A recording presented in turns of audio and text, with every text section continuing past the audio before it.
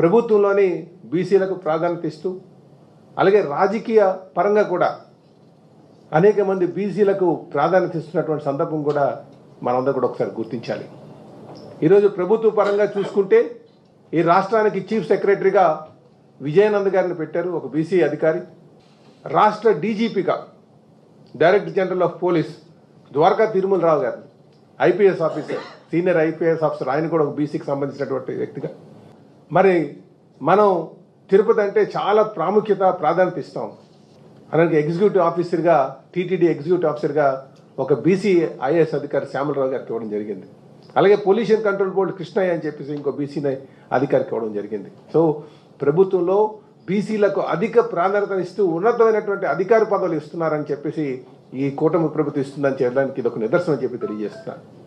ఇదే కాకుండా రాజకీయ పరంగా చూసుకుంటే ఈ రాష్ట్రానికి తెలుగుదేశం పార్టీ అధ్యక్షులుగా ఒక బీసీ అయినటువంటి నన్ను నాకు ఇచ్చారు అవకాశం. ఇదే కాకుండా కేంద్ర మంత్రిగా కింజరపు రామ్మోహన్ నాయుడుకి యువ నాయకుని ఇచ్చారు.